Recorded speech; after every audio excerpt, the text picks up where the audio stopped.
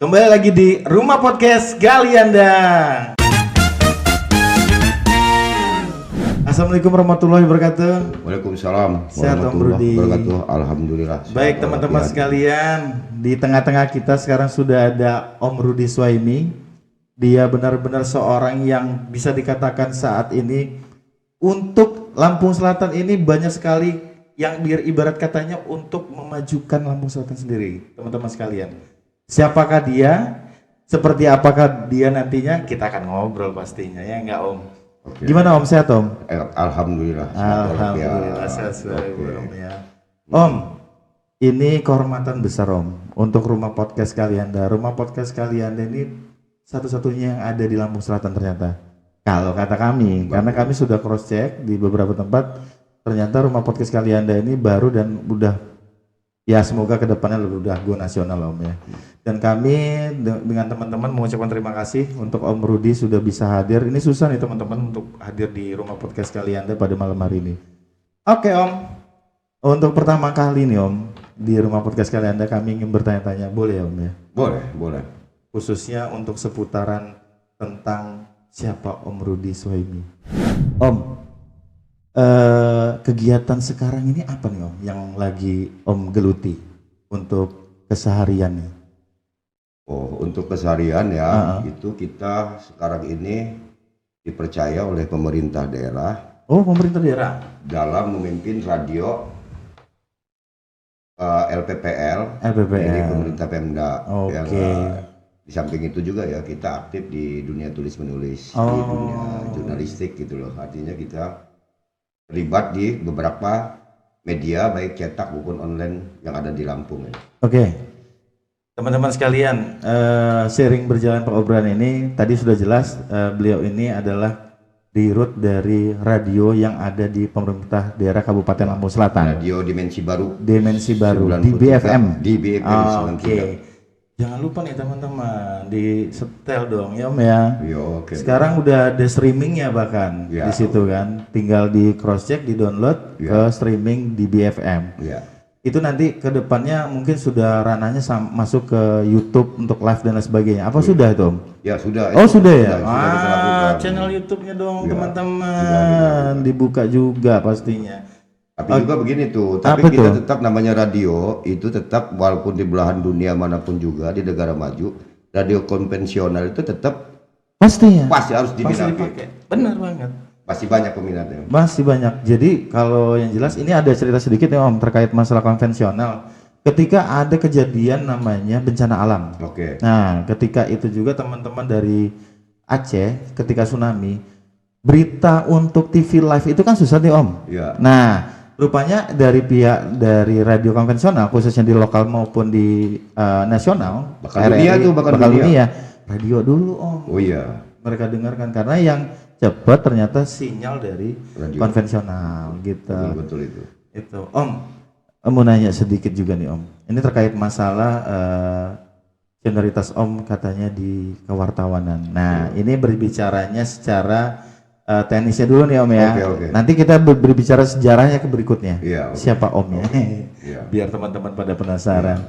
Nah, tadi itu Om bilang ada media cetak. Iya. Nah, media cetak itu media cetak apa Om? Majalah. Ya. Satu. Yang kita pegang majalah karena faktor usia. Dulu kan kita di harian tuh. Karena faktor usia kita nggak kuat lagi dong. Yang agak garing-garingan santai ini gitu ya. Kita sekarang lebih ke fokus ke majalah. Oh, ke majalah sekarang ini ya. Oke.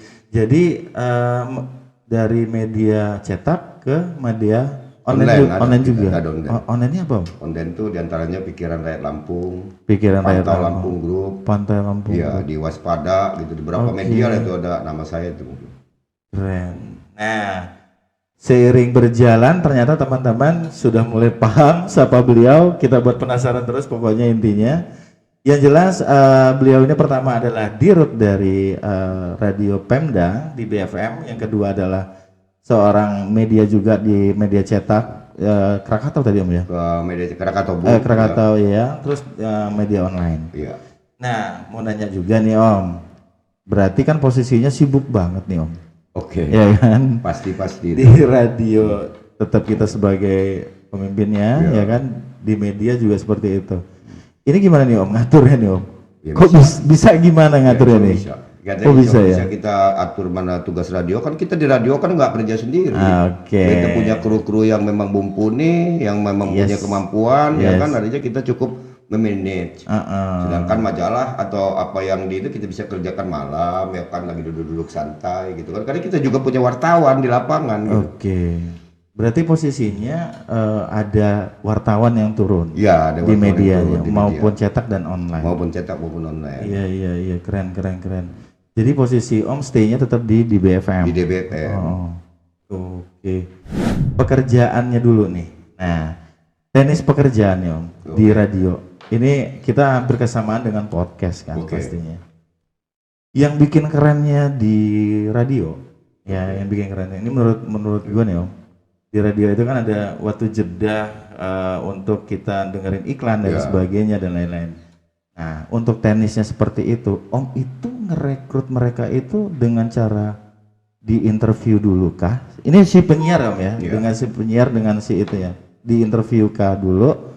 Atau memang Om sudah cross check di beberapa tempat untuk talent sebagai penyiar? Apa gimana Om? Jadi kita pola rekrutmen itu kita transparan, kita buka pendaftaran di publik, ya kan, artinya Mas, Lampung Selatan ini kan luas, nggak cuma Kalianda aja, mungkin ada kemampuan broadcasting ada di Kecamatan Natar, Palas, Jatiagung. Kita pola rekrutmen kita itu transparan. Artinya memang kita cari orang-orang yang mempunyai kapasitas di Lampung Selatan ini. Jadi kita buka secara menyeluruh, bahkan sampai dari Jakarta juga ada yang daftar itu kan. Tapi kita sampai kan kita memprioritaskan masyarakat Lampung Selatan gitu supaya kita berdayakan gitu kan, artinya luar biasa keren Om. Berarti kita ini adalah orang yang mengkaryakan dan memperdayakan untuk orang-orang yang ada di Lampung Selatan gitu untuk bekerja di radio, tempat radio. Luar biasa keren Om. Ini yang kita tunggu-tunggu. Sebab kenapa? Setiap obrolan di rumah podcast kalian yang kami undang ke sini adalah orang yang punya potensi satunya Om. Yang kedua punya karya, yang ketiga adalah dia ini penggagas Om. Nah, jadi berapa kali kami undang ke sini ternyata alhamdulillah Om, semua adalah orang yang mau merekrut orang asli Kalianda untuk bekerja di tempat dia. Oh iya, harus itu. Banyak banget. Kalau memang nggak ada lagi ya apa boleh buat.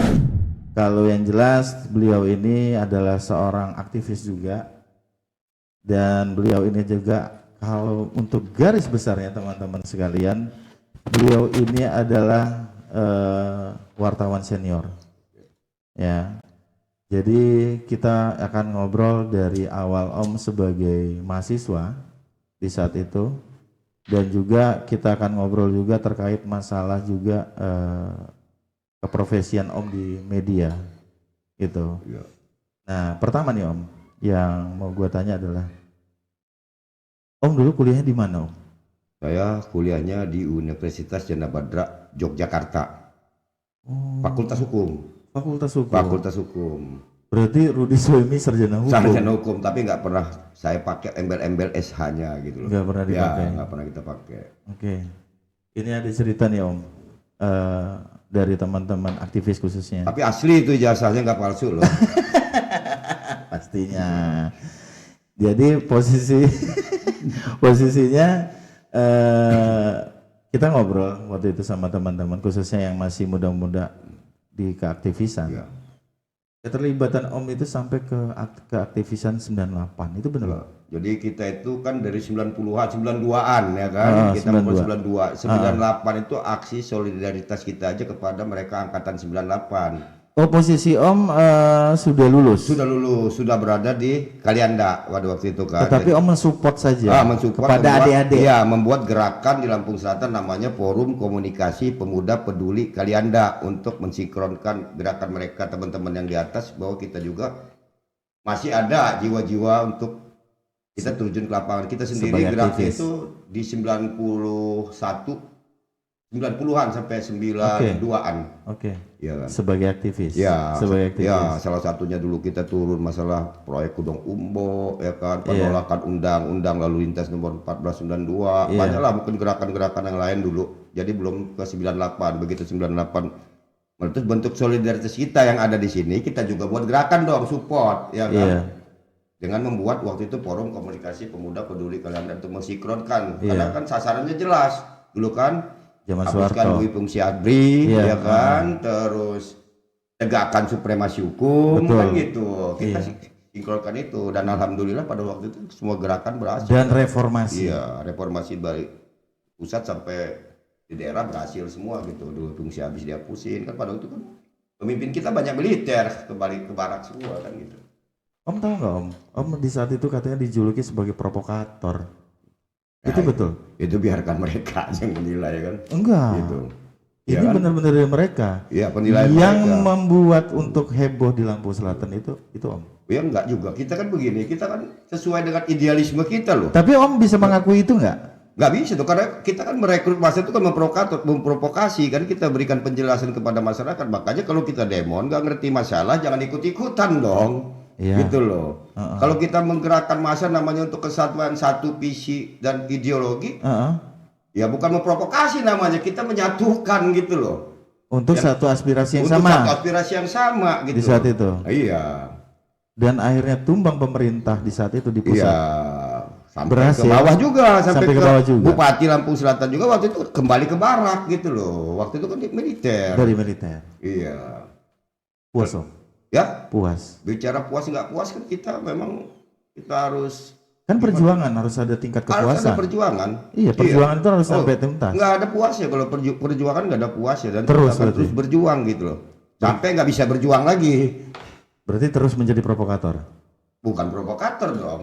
Bagaimana kita provokator? Karena konotasi provokator itu kan beda, lebih ke negatif gitu. Iya. Dibandingkan kita memang kita yang satu visi dengan saya ingin berjuang, ayo kita sama-sama berjuang gitu. Iya. Karena Om terkenal dulu ya di zaman keaktivisan itu adalah provokasi. Ya. Bukan, kita kan tidak, artinya kan itu kan secara global itu kan Iya. sama tuh. Ya mungkin juga dari ke apa yang terpendam di hati teman-teman yang lain apa. Betul. Ya waktu itu kan gunung esnya meledak begitu kan. Betul. Ketika keran itu Betul. dibuka kan orang bersama-sama. Ya kebetulan karena saya mengkoordinir, mungkin pada saat itu mungkin ada tudingan itu provokator dari pihak-pihak yang ya kan, Iya. yang tanda kutip Iya, gitu. Tetapi dengan tujuan kita sama untuk menyatukan aspirasi. Iya, ya saya kan juga diperiksa polisi pada saat Iya, itu. makanya Iya. itu.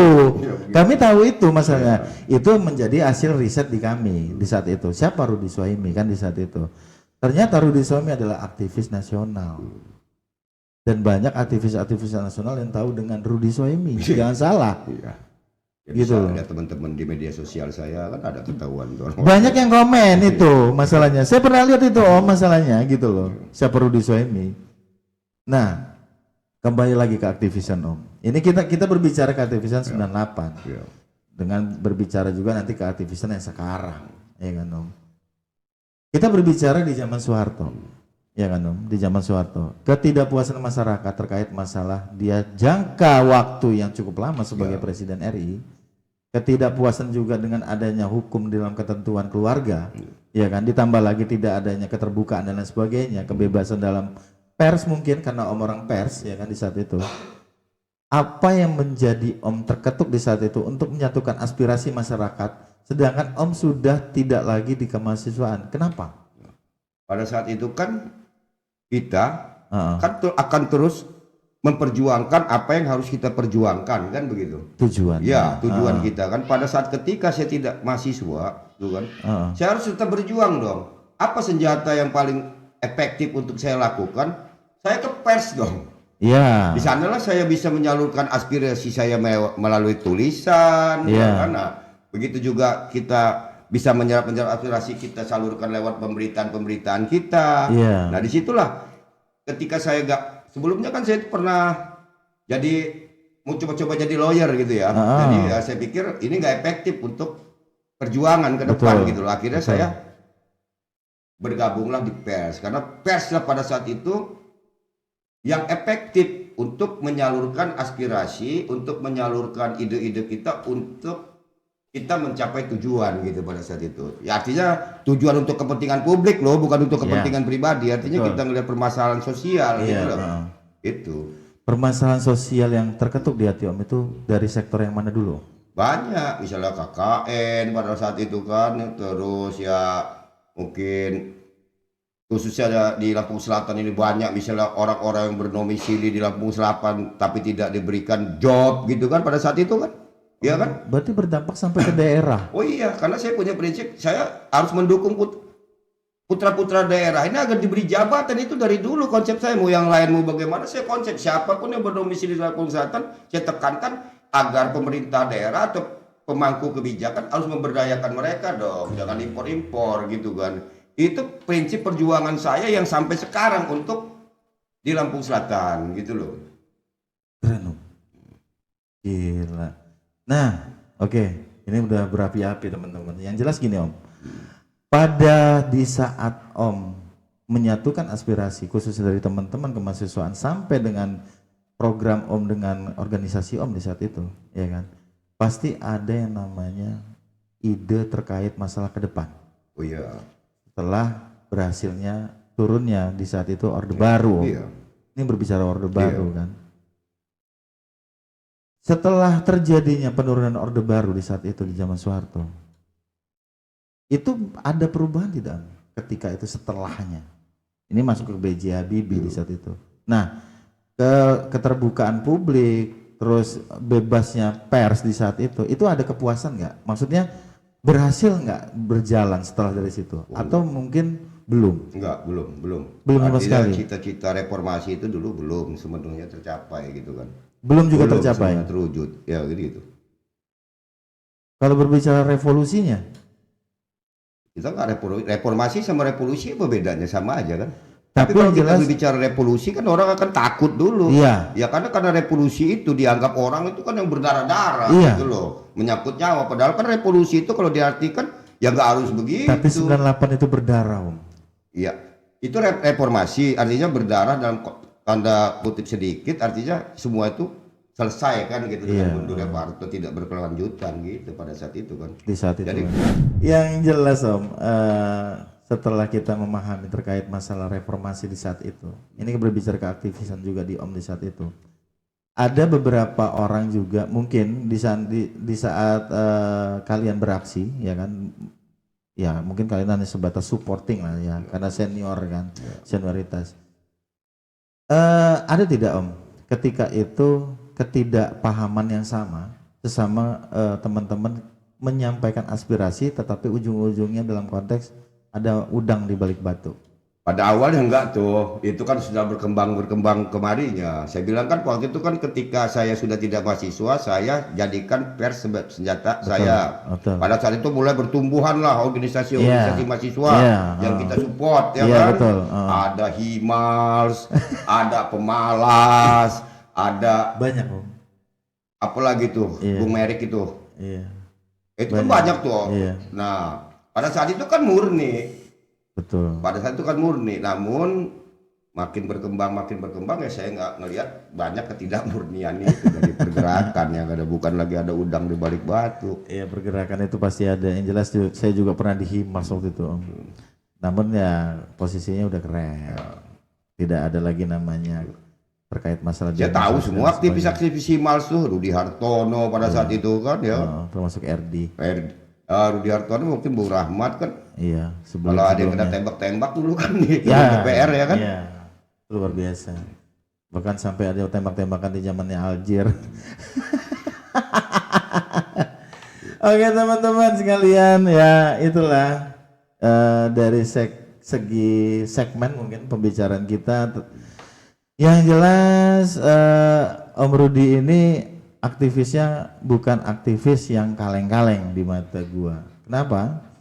Ada cerita demi cerita dibicarakan oleh teman-teman aktivis, pasti beda dengan Bang Rudi, beda banget dengan Bang Rudi, beda banget dengan Bang Rudi. Karena Bang Rudi sudah teruji di saat dia keaktivisan di kampusnya sampai di 98 mensupport tadi. Kan seperti itu. Nah, yang jelas yang menjadi pembahasan di malam hari ini hanya sebatas kita melihat dari segi keaktivisan di tahun 98-nya saja. Nah, kami menanya nih Om, sebelum dari 98 itu apa yang sudah dilakukan terkait masalah keaktivisan di saat di kampus? Udah ada gerakan-gerakan tuh udah muncul, udah tumbuh pada saat itu. Sudah Banyak muncul. itu ya seperti Sampai ke daerah? ya sampai ke daerah. Sampai ke daerah sampai masalah tragedi Pulau Panggung dulu kan. Ya kan? Itu termasuk kalian juga ya? Ya enggak, itu mereka mah anak Unila itu Oh. ya, koordinasi aja. Iya. Banyak itu ke daerah-daerah itu ada dan dulu kan enggak ngeri dulu kan kalau rapat kan jumput kejar-kejar kan dulu gitu. Ditangkep. Ya, intip-intip garnisun gitu kan. Garnisun. Benar-benar. Om, di media itu awalnya katanya Om dari Lampung Pos Om? Ya. Nah, sebelum di Lampung Pos saya udah masuk, kalau nggak salah waktu itu saya ikut media tabloid Nuansa Bogor sebelum gabung ke Lampung Pos. Di Bogor. Di Bogor ya. Tapi saya di sini tugasnya. Oh, tugasnya di Iya. sini. Awal. Tahun Sebelum 98 tuh. Bulan 96. sebelum 99. Ya Oh, 98-an 98-an ya. 97 98. 97 98. Iya. Itu berapa tahun lamanya Om? Hampir 1 tahun lah. 1 Baru tahun. saya gabung ke Lampung Pos. Baru ke Lampung Pos. Ya, baru ke Di Lampung Pos dari mulai tahun 99 ya. Iya, 99 ya. iya. Sampai Ya sampai waktu itu sampai ketika saya dihadapkan dilema ketika ibu saya pada waktu itu kan kepala sekolah, ya kan, dia bilang kalau pulang Ruth mama nih malu loh. Setiap rapat dia ngomongin wartawan, pada saat itu kan wartawan menjamur. Akhirnya saya dihadapkan pada dilema terus atau tidak nih saya pada waktu itu kan karena nyenengin hati ibu saya kebetulan saya nyalek pada waktu itu nyalek tahun berapa ya 2000. Oh iya teman-teman pernah jadi nyalek anggota Ya kan? dewan nih Om Rudi nih. 2004 dan Iya. diminta cuti sekalian saya mundur gitu untuk nyenengin salah satunya nyeneng hati ibu saya juga. Kalau pulang rapat itu kalau di dinas dia selalu ngomong mama nggak enak wartawan diomongin terus gitu ya kan.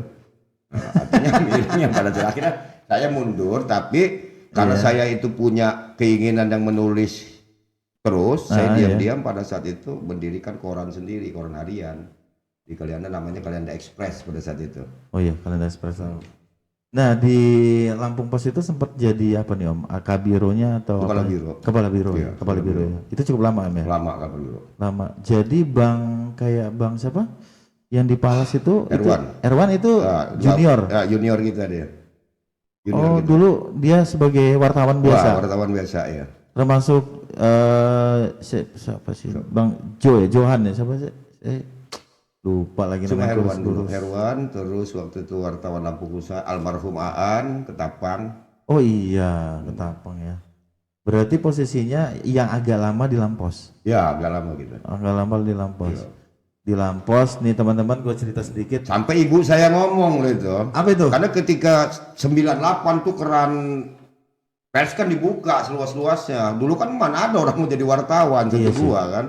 Kalau sekarang kan banyakkan wartawan ya sebenarnya sumbernya mungkin. Dengan ada identik katanya wartawan hanya minta duit doang. Nah nggak tahu kita itu. Iya kan kayak gitu kan identik seperti itu sebenarnya salah kan gitu. Salah. Karena tidak mau ngerespon aja wartawannya. Bahkan banyak yang takut dengan wartawan. Ya itu sih. Yang jelas mah no problem lah. Nggak problem. Apa yang wartawan harus diterima aja Terima ya. aja. Kita sampaikan dia minta informasi ya kita kasih kan gitu. Selagi informasi itu memang bisa kita suguhkan di publik kan. Iya, jangan berasumsi yang seperti itu. Jangan takut sama wartawan, salah kalau takut wartawan. Iya, betul. Ya namanya juga kita ini kan harus dipantau gitu loh. Nggak bisa gitu loh. Iya benar betul. Karena pilar, kalau nggak ada wartawan siapa yang kontrol kita? Nggak ada kontrol. Iya, tapi kalau wartawan juga jangan kelewatan juga kontrolnya kan. Iya, betul. Berarti posisinya Om pernah di organisasi kewartawanan Om? Oh enggak, saya nggak pernah.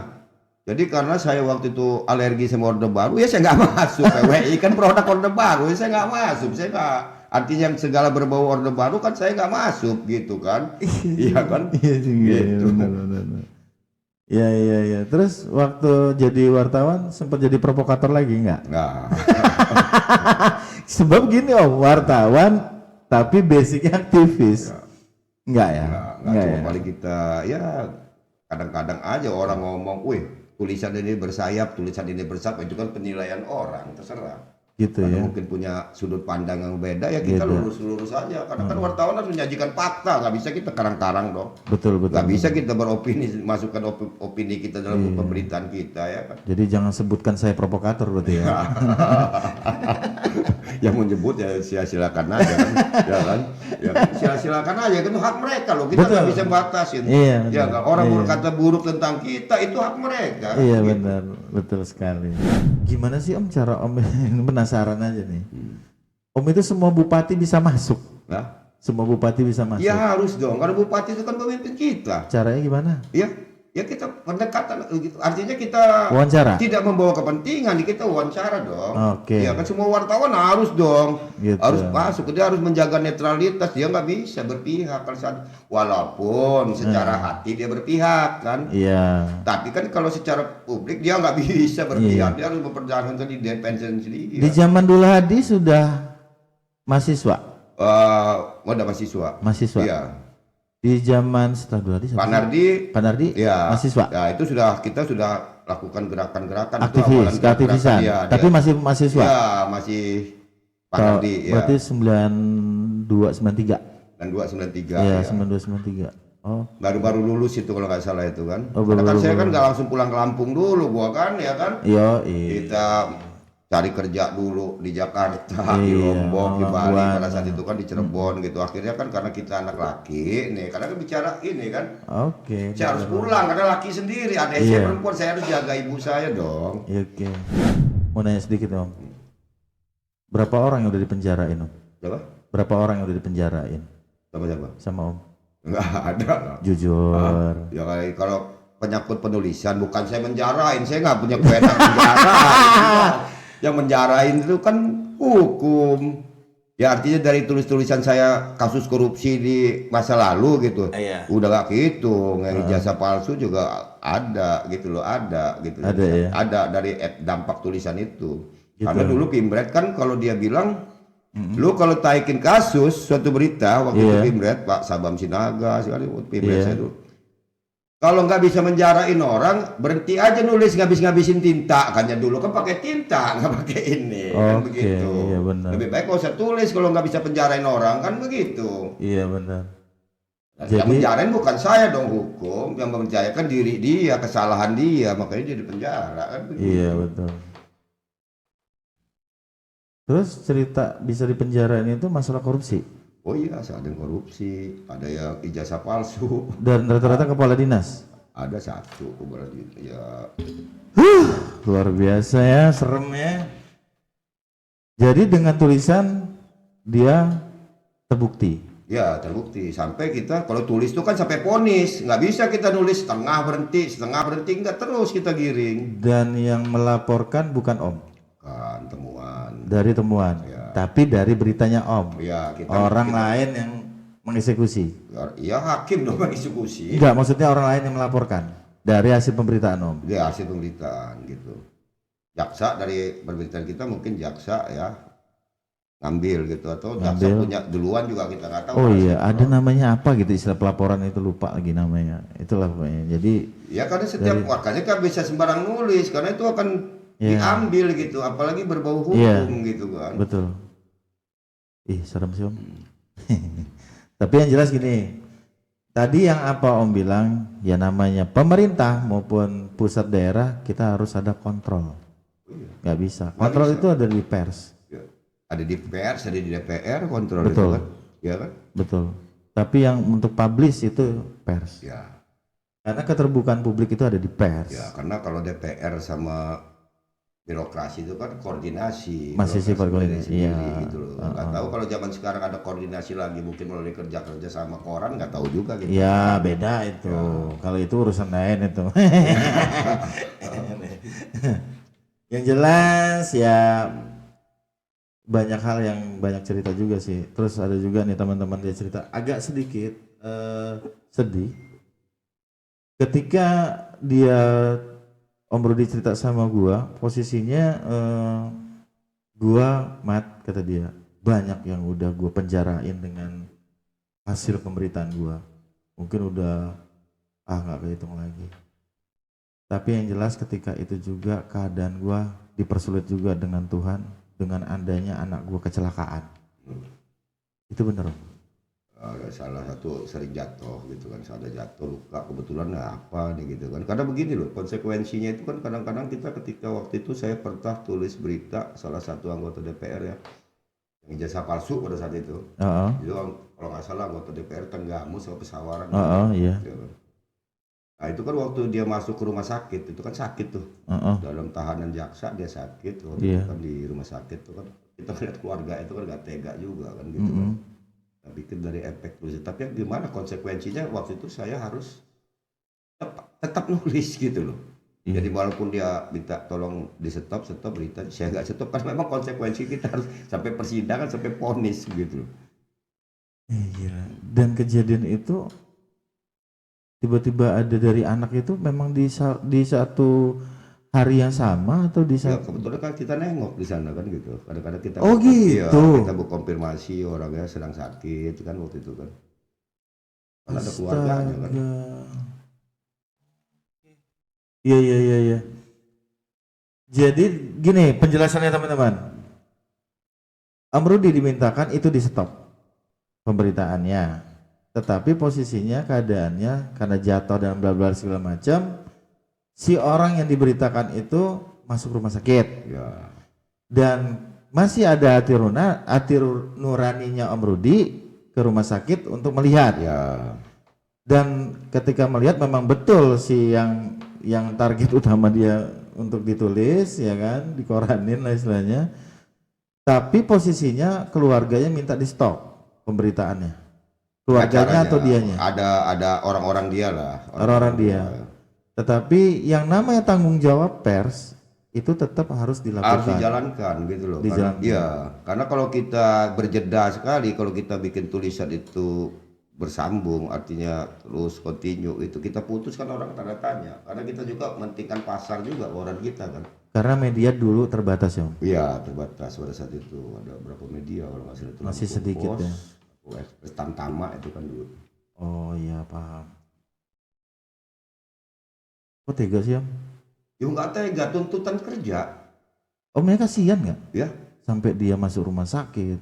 Secara hati nurani kan kita kasihan, secara tuntutan kerja kan kita nggak bisa, harus kita buat dong. Profesional? Ya profesional dong kita kedepankan. Gitu. Itu. Memang lebih saktilah pulpen ya Om ya? Ketimbang pistol, senpi dan lain. Pada saat itu lebih sakti pulpen gitu kan. Pulpen itu. Itu korbannya banyak. Kalau cuma satu ya kan. Seru nih teman-teman ngobrol tentang beliau ini. Yang jelas tadi yang menjadi garis besar, jangan sebut saya provokator, tetapi kalau Anda mengajak saya sebagai provokator. Contoh nih ada kadis dia di Lampung Selatan itu kan saya itu kan hormat benar dengan Pak Aljir itu ya. Oke. Iya kata Pak Aljir berhenti dulu itu kata dia kan. Itu orang gua misalnya kan itu. Ya saya nggak bisa kalau sudah saya naik beritanya. Kalau saya sudah naik tulisan ya terus sampai tuntas begitu. Iya. Ya namanya juga profesional. Iya. Tanggung jawab kita sampai tuntas. Kalau seandainya maaf ini mah datang ke rumah Om ngasih duit. Ya enggak loh. Ngasih duit nih? Enggak saya ambil. Serius? Enggak saya ambil. Kalau profesional enggak saya ambil. 100 juta? Enggak saya ambil. 200? Enggak ya kan saya enggak tahu kalau nerima nyodorin begitu yang tidak ambil ada ya amplop ya tidak saya ambil. Tapi kalau saya pernah memberhentikan alasan kemanusiaan buat tapi bukan materi loh karena alasan kemanusiaan pernah. Ini berbicara kemanusiaan ya, tapi ya. Berbicara kemanusiaan. Iya. Tapi kalau menyetop saya dengan duit nggak bisa. Tegak lurus Om. Iya nggak bisa. Luar biasa. Keren Om. Kagum. Asli kagum. Berarti kapan-kapan kita harus buat talk show aja. Ya karena memang kita hidupnya dari tulisan. Saya dari nulis buku, kan buku Raden Intan 2 saya tulis. Iya, nah itu teman-teman. Kan, dari buku-buku tulisan dia. Saya waktu itu hidupnya dari nanti kita tulisan, ulas itu. Ya kan? Ya dari membuat puisi, cerpen pada saat itu kan. Dari situ kan. Iya. Pernah waktu itu juga dia nggak tahu kenapa ya. Kami tahu nih teman-teman dia ini seorang ibaratnya wartawan yang agak sedikit serem lah, kalau berbicara agak serem lah bahasa gaul itu. Gimana lah pokoknya. Intinya dia ini paling ditakuti di saat itu di media. Tapi tiba-tiba dia ke GSG, Gedung Serbaguna, yang sekarang mau jadi apa Bioskop. Convention Center itu, Iya. ya kan? Kalianda Convention Center. Dia naikkan nama grup band di saat ada festival. Ternyata dia kagum dengan hal-hal seperti itu. Oh iya, kalau itu Dan saya tetap. dia masukkan namanya juara 1 Angkrang Band. Oh ya benar. Betul, Pak, ya? Iya, iya. Dari keseriusan dia untuk ibaratnya mencari persoalan nih dari korupsi, ijazah palsu, anggota dewan, bla bla dan lain sebagainya. Dia ada uniknya, iseng dia ke GSG nonton festival, entah dia lagi jenuh apa lagi apa gitu kan. Dia ngeberitain tuh Iya. Angkrang Band yang Iya, juara juara 1 1. si Yudi. Ya karena saya juga waktu itu kan ngedampingin band Bakahuni, SDP Bakahuni juga. Oh gitu. Iya, ya waktu drummernya kecil tuh kan waktu Ubay.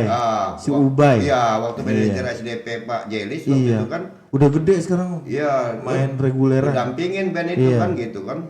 Si drummer cilik. Ya, ya dia- setiap kegiatan saya liput ya. Saya nggak minta bayaran setiap liputan, setiap ada penulisan berita nggak saya bayar. Apakah Bung Rahmat di DKLS saya tulis berita tentang DKLS saya minta uang sama DKLS juga kan enggak. Enggak. Ya kan? Dan dari situ ya, dengan adanya Om ngeberitain si Angkrang juara 1 itu event terus Om akhirnya, alhamdulillah. Ya, Event festival itu. ya. Ternyata ada supporting untuk publikasi dari Om. Zaman dulu belum ada medsos. Oh iya. Belum ada medsos, koran. Ya, kalaupun aktivis ini apa ingat kilas balik ke belakang tuh besar-besarnya juga ya dari tulisan-tulisan saya juga kan begitu ya kan. Oh iya. Oh iya. Ya, termasuk organisasi mahasiswa Mahasiswa. Mas Rahmat sendiri Ya, kan Himal apa itu kan Himal. besarnya dari mana? Iya. Hah? Dari Apa dari Laut Kedu kan enggak? Laut pemerintahan kita itu. Iya benar. Ya kan? Iya, pemberitaan Imas dari Om Rudi lupa. Iya. Iya. Waktu itu Saya sempat- ngawal terus setiap aktivis-aktivis pergerakan aktivis sampai Jailani segala itu kan Iya. apa dia pakai nama kita apa ya, ngawal lupa. terus. Nggak pernah luput dari pemberitaan saya Iya, gitu. pasti. Ah. Ya kan? Benar. Sampai untuk rekanan lokal diberdayakan aja pada saat itu ya saya terus kawal terus gimana kearifan lokal ini diberdayakan. Ya rekanannya, Iya, betul. ya pegawainya ini harus Iya. diberdayakan. Saya komit dengan daerah. Betul. Sampai mati saya akan komit bahwa saya akan memperjuangkan daerah Kalianda, daerah Lampung Selatan ya harus memberdayakan orang Lampung Selatan kan begitu. Gak kurang sumber dayanya cuma belum ketemu aja kali dicari-cari Iya. mungkin lagi sibuk nyari kodok di sawah kan dengan ibunya kan gitu. Ya kan nggak taunya orang dari kodok itu SDM-nya bagus gitu loh. Yes, benar.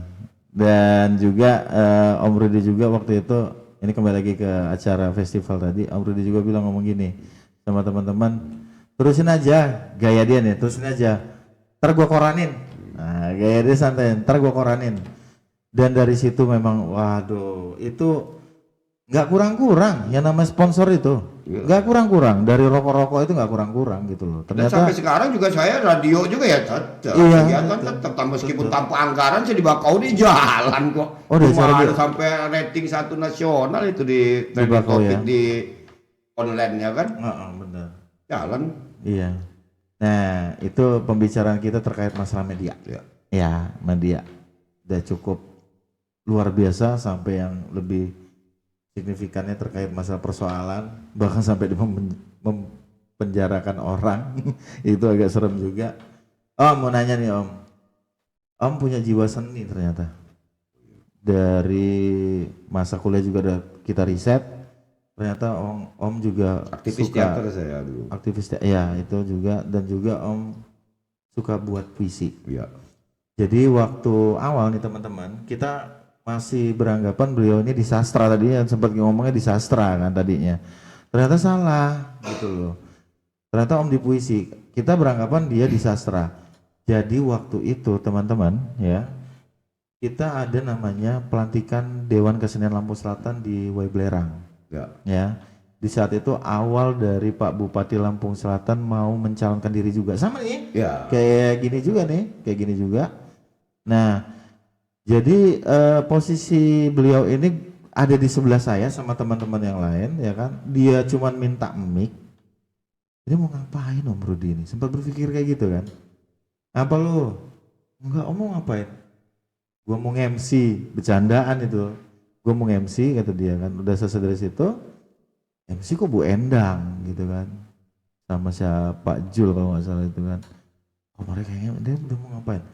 Ketika Pak Bupati masuk ke dalam arena, ternyata teman-teman dia puisi tentang Haji Nanang Hermanto.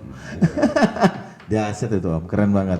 Nah, hobi puisi itu ini berbicara tahun sebelumnya nih ya. Dari mahasiswa atau memang baru-baru ini? Dari kecil saya. Dari Dari kecil. SMA udah nulis puisi saya di Sentana. Ya waktu itu kadang diterbitkan, kadang nggak Sinar Pagi dulu apa? Sentana ini, Sentana koran Sentana dulu itu. Ya kadang saya ngirim puisi pos kota dulu kan ada itu kan dulu. Iya pos kota. Dari SMA saya honornya udah masih kecil-kecil. Pos kota. 2000, honornya 2000 perak ya kan pada saat itu kan. Tapi udah ngasilin duit. Udah bisa, udah SMA udah ngirim puisi, bahkan saya pernah ngirim puisi bahasa Inggris juga kok. Astaga. Jadi dari dulu itu, iya, dari zaman SMA. dulu. Iya, saya udah SMA tuh ya pernah sering ikut lomba baca puisi. Pernah saya juga pentas tuh dengan direktur PDAM tuh si Rudi Apriyadi di Solo, SMK Karawitan Solo. Sampai Solo sana dulu baca puisinya. Sampai Solo. Sampai Solo. Iya, SMK Karawitan. Dari tahun berapa itu ya? Tahun 87-an apa itu? Sampai diundang ke sana. Ya, kebetulan studi banding di sana. Oh, studi banding ya, di sana. Terus ya, baca puisi baca puisi di situ. Oh, di acara itu gitu. Sampai di sana puisinya. Sampai sana dulu. Dan tanggapan mereka gimana, Om? Ya. Kagum. Ya, kebetulan saya waktu itu berbahasa dikit-dikit campur berbahasa Lampung kan orang pada nggak ngerti bahasa Lampung. Aduh, keren. Om, yang menjadi motivasi Om di dunia kesenian ya. Nih berbicara kesenian. Dari dulu sampai sekarang. Ini berbicara kesenian di puisi Om ya. Itu yang paling Om yang apa namanya yang Om fans lah, apa Om ngefans lah gitu. Itu sama-sama Om. Hairil tetap. Oh. Hairil Anwar. Hairil Anwar. Iya. Iya, itu puisi keren. Saya hafal puisinya Hairil Anwar kan. Dahsyat kan gitu kan. Benar. Hairil Anwar. Itu udah almarhum itu Om. Udah lama. Ya ampun, teman-teman, seorang aktivis, wartawan senior ya kan sampai sekarang, dan beliau juga sebagai dirut di radio di BFM pemerintah daerah Kabupaten Lampung Selatan, dan mempunyai jiwa seni puisi. Itu susah Om, karena gini Om, ini kami ya di dunia musik band membuat lirik itu kalau nggak pas nadanya nggak enak Om. Oh iya. Kalau puisi dimelencengin itu ada makna Om. Kalau musik atau lirik dimelencengin ngaco Om, nggak pas, aneh. Kalau puisi enak gitu loh, blok gitu kan. Makna juga tersirat.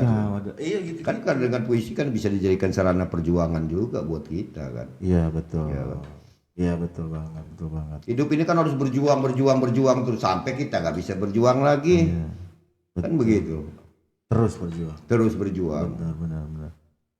Dan juga teman-teman di radio di BFM itu ternyata sudah banyak kegiatan yang sudah dilakukan. Oh, nggak terhitung. Dari bahkan yang lebih uniknya lagi. Ini berbicara di BFM ya. Yang lebih uniknya lagi.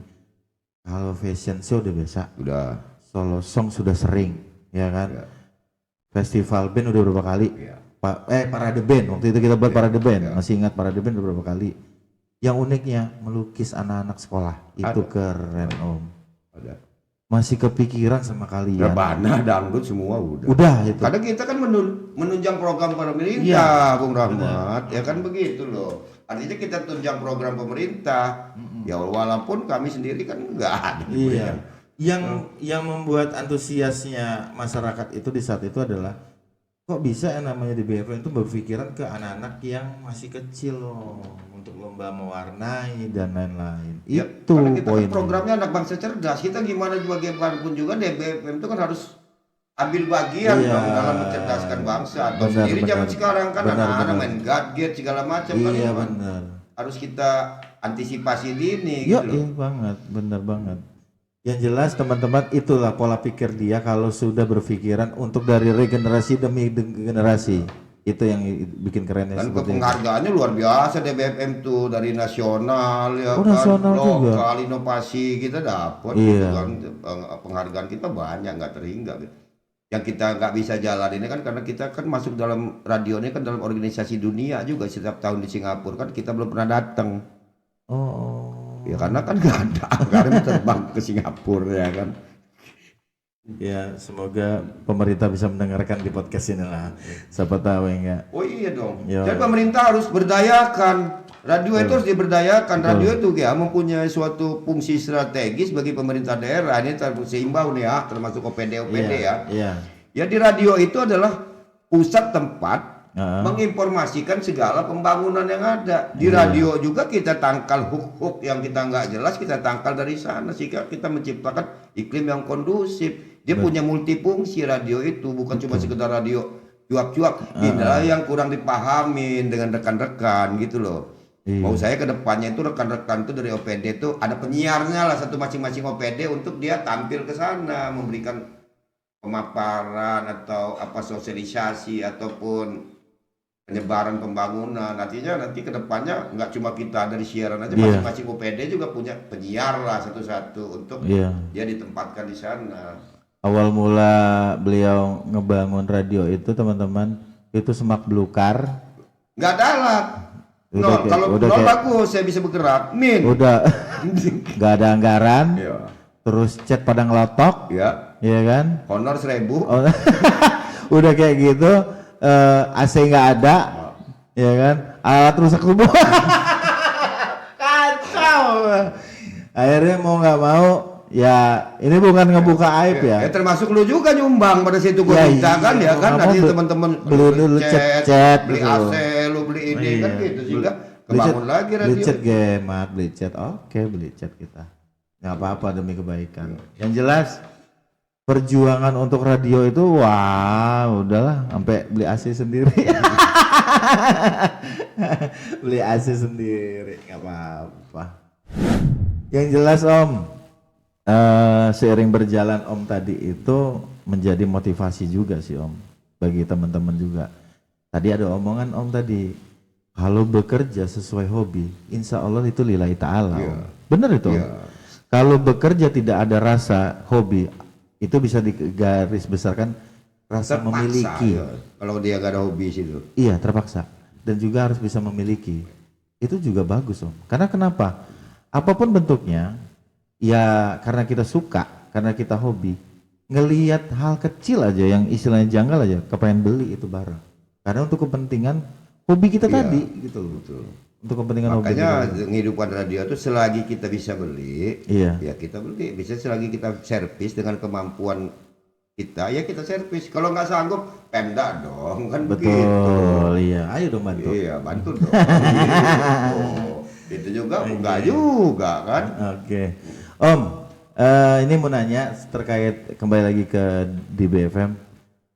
Masyarakat awam, khususnya masyarakat yang ada di Lampung Selatan itu boleh nggak Om main ke sana?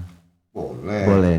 Ingin Tidak belajar dilarang. mungkin? Boleh. Boleh ya. Iya. Tuh teman-teman sekalian ya, khususnya di rumah podcast Kalianda, ini di rootnya langsung yang berbicara bagi teman-teman yang ingin tahu radio di BFM itu datang saja di pemerintah di Jalan Mustafa Kemal di Pemda pemerintah daerah, tepatnya itu di depan kantor PPPA, Dinas PPPA, Pemberdayaan Perempuan dan Anak kalau Iya, nggak salah itu. benar. Itu ada naik ke atas.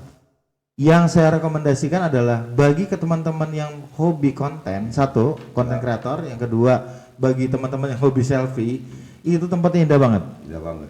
Kunjungin aja, khususnya teman-teman konten kreator diperbolehkan Iya, Om, untuk membuat konten nggak apa-apa ya. Gini, Bung, jangankan lagi teman-teman yang di sini kan, yang dari Palembang aja ditiru kita Nah, terima tuh. kan, dari Jakarta, dari Kudus kemarin aja kan Iya. mahasiswanya PKL tempat kita, dari Kudus Jawa Tengah sana bisa tahu-tahu radio Oke, kita. Jadi teman-teman, khususnya teman-teman Kalianda ataupun di luar Kalianda, monggo, nggak apa-apa. Welcome, ini langsung di rootnya, ya kan? Di rootnya langsung. Ini ada Mbak Ubay juga loh di belakang kamera nih. Udah nungguin dari tadi. Bayangkan supportnya kepada Rumah Podcast pada malam hari ini, teman-teman dari DBFM hadir untuk posisinya mensupport juga teman-teman yang punya hobi podcast loh. Oh iya. Bayangkan mereka mensupport loh ada podcast di Kalianda ini ya Om Iya. ya. Nah Om mau nanya juga nih Om, kalau kita mau siaran radio, ya siaran Oke. radio ya, siaran radio ini beda dengan konteks program. Iya. Kalian ada program, boleh Om? Boleh. Oh boleh. Boleh. Kita kasih space tuh, kita kasih ruang. Walaupun dia ngomong, ya maksudnya dia belum pernah sama sekali boleh. Oh iya, belajar di sana bareng-bareng. kan? Oke tuh teman-teman di rootnya Boleh. langsung gue ngomong. Boleh. Boleh Om ya. Oh gitu, punya pemerintah kok, punya masyarakat Lampung Selatan, punya negara Anjay. gitu. Iya kan? Gitu. Yang Senang. harus terbuka untuk publik kita. Iya benar banget. Yang jelas udah dengar sendiri kan teman-teman, pada malam hari ini Om Rudi Soemi memberikan ruang sebesar-besarnya untuk belajar di DBFM. Terus kalau mau membuat konten kreator silakan, ya kan. Iya. Yang hobi konten silakan. Konten itu bermanfaat juga untuk kita untuk mempromosikan Iya. di BFM dan Lampung Selatan khususnya untuk pemerintah daerah. Mungkin itu aja Om. Oke.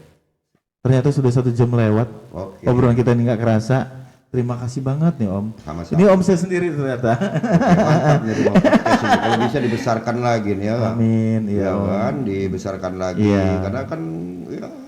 Ya siapa begini tahu nanti kita ke nggak tahu depannya. Kan kedepannya seperti ini apa. loh, dengan sebuah kayak Iya, kalau kata teman-teman yang sudah podcast di sini, ini media untuk informasi juga. Iya. Bahwa ternyata di Lampung Selatan ada Om Rudi, Iya. seorang aktivis nasional. Om Rudi seorang dirut di BFM. Om Rudi adalah wartawan senior yang selama ini mungkin tidak pernah terpublis.